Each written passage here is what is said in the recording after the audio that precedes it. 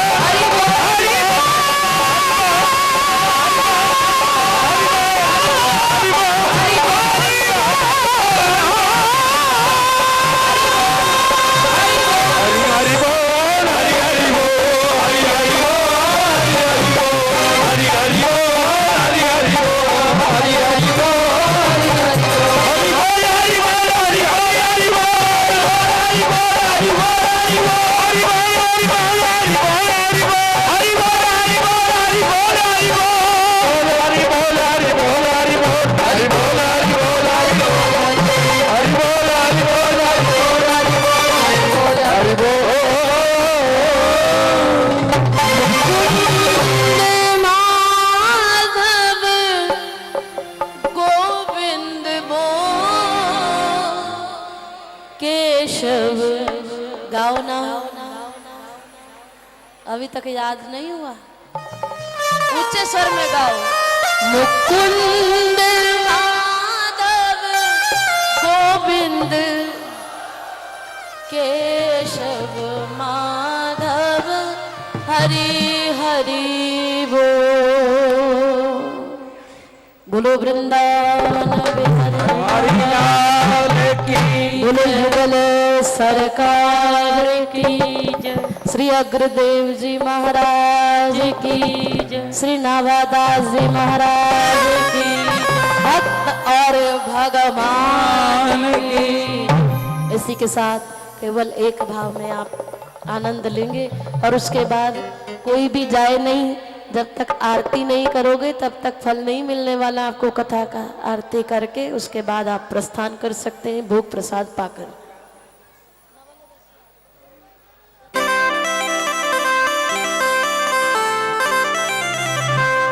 नवल रसिया हो नवल रसिया, नवल रसिया हो नवल रसिया,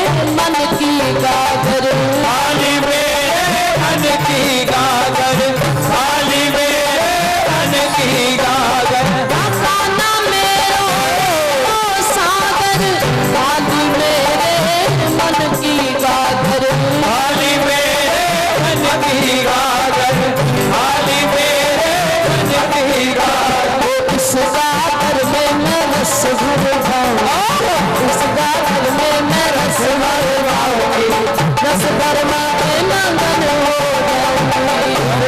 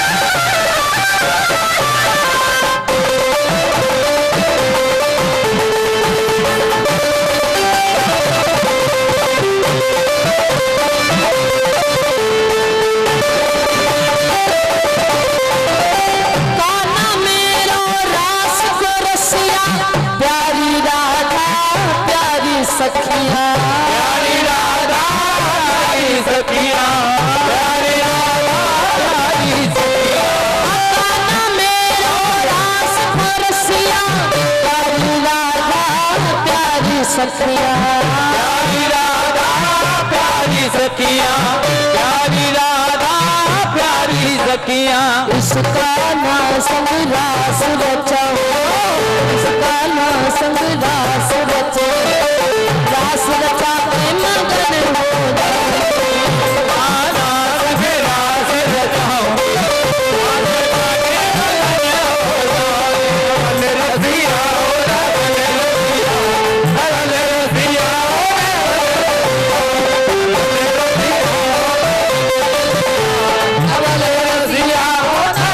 रसिया हो रसिया की पावनी प्रेम दीवानी रसिया बिना मेरी क्या जिंदगानी बिना मेरी क्या जिंदगानी बिना मेरी क्या जिंदगानी हो रसिया की पावनी जिंदगानी बिना मेरी क्या जिंदगानी तो इस रसिया पे मैं बारी बारी जाऊं रसिया पे बारी बारी बारी बारी जाके मगन हो रसिया पे बारी बारी जाओ मगन हो जाओ नवल रसिया हो नवल रसिया रसिया हो नवल रसिया रसिया हो नवल रसिया नवल रसिया हो नवल रसिया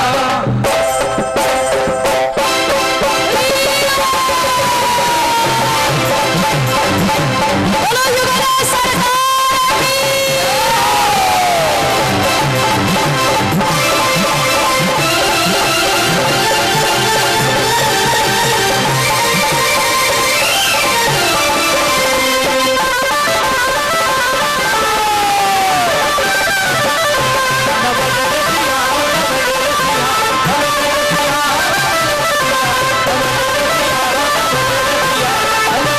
रसिया हो नवल रसिया हो नवल रसिया नवल रसिया हो नवल रसिया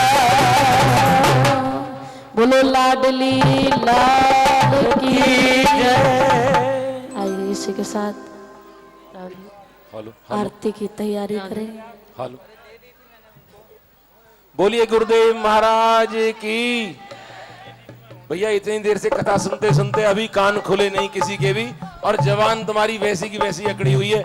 एक बार जोर से जयकारा लगाओ, दीदी बाद में भी शिकायत करती हैं भैया आप पीछे नहीं बोलते, कम से कम पीछे तो बोले तो बोलते करो।